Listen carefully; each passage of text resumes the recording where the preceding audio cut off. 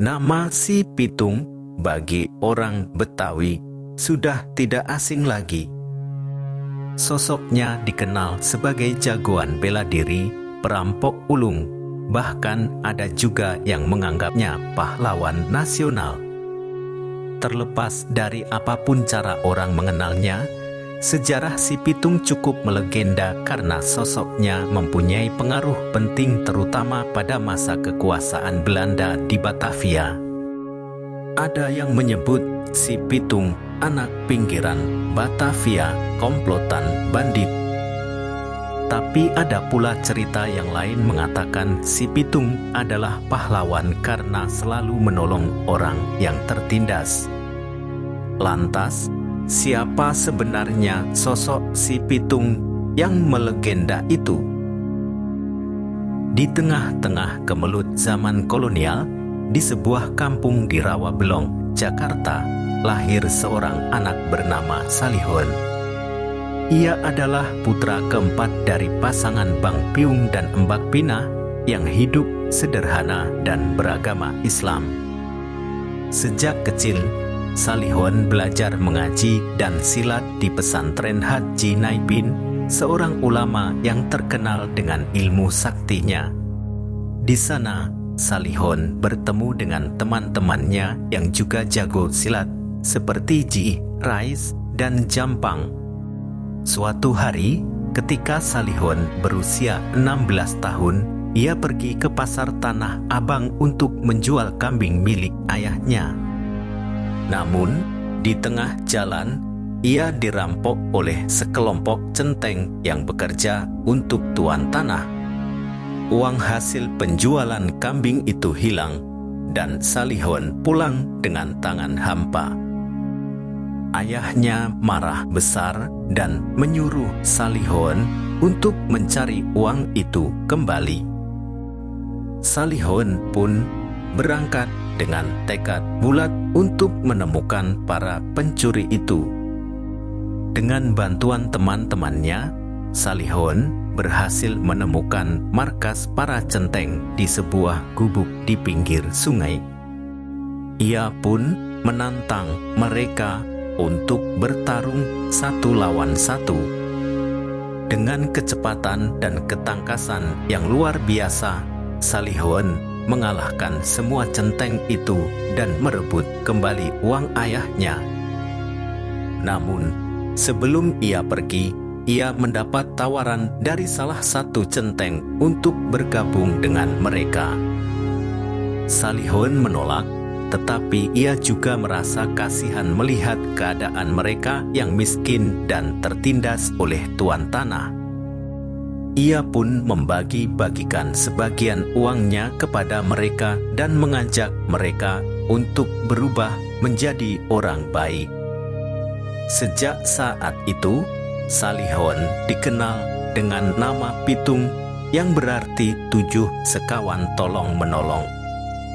Ia dan teman-temannya mulai beraksi sebagai perampok yang mencuri dari orang-orang kaya dan membagikan hasil rampokannya kepada rakyat miskin.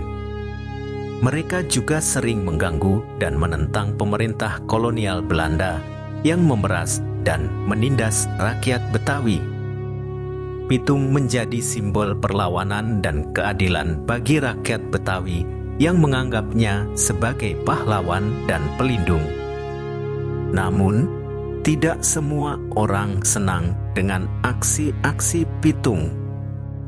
Pemerintah Belanda dan tuan-tuan tanah merasa terancam dan marah.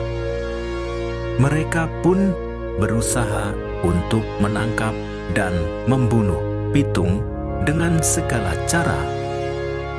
Mereka mengirim pasukan, polisi, mata-mata, dan pengkhianat untuk mengejar Pitung. Mereka juga menawarkan hadiah besar bagi siapa saja yang bisa menyerahkan Pitung kepada mereka. Namun, Pitung selalu berhasil lolos dari kejaran mereka berkat kecerdikan, keberanian, dan ilmu saktinya. Salah satu ilmu sakti yang dimiliki Pitung adalah ilmu kebal.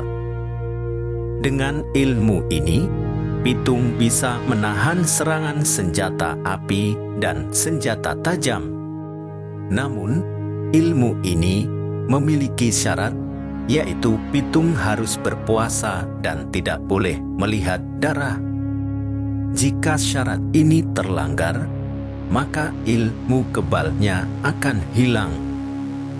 Inilah yang akhirnya menjadi penyebab kematiannya.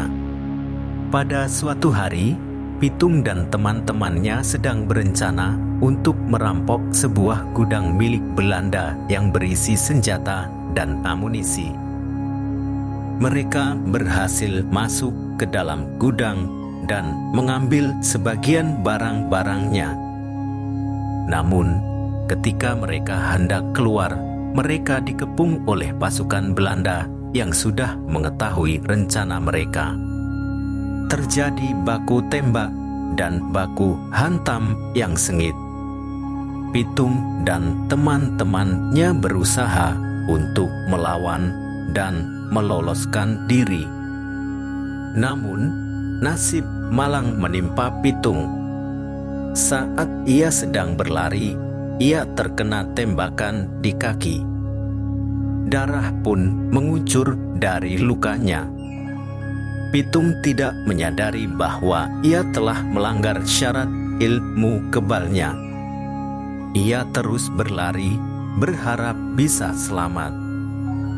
Namun, di depannya ada seorang pengkhianat yang sudah menunggu dengan senapan di tangan.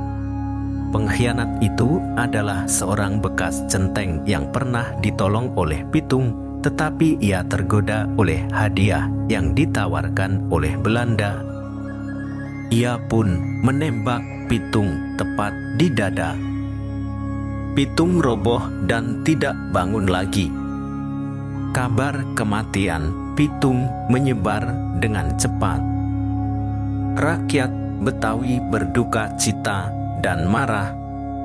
Mereka menguburkan Pitung dengan hormat dan mengangkatnya sebagai pahlawan. Mereka juga membakar gubuk pengkhianat itu dan mengusirnya dari kampung. Mereka bersumpah untuk meneruskan perjuangan Pitung melawan penjajah dan penindas. Kisah Pitung menjadi legenda yang abadi di kalangan rakyat Betawi. Ia dianggap sebagai Robin Hood dari Betawi yang berani, adil, dan baik hati. Ia juga menjadi inspirasi bagi generasi-generasi selanjutnya untuk berani berjuang demi kebenaran dan kemerdekaan. Kisah Pitung mengajarkan kita bahwa kita harus selalu membela hak-hak kita dan membantu sesama yang membutuhkan. Kisah Pitung juga mengingatkan kita bahwa kita harus selalu menjaga amanah dan tidak mudah tergoda oleh iming-iming dunia.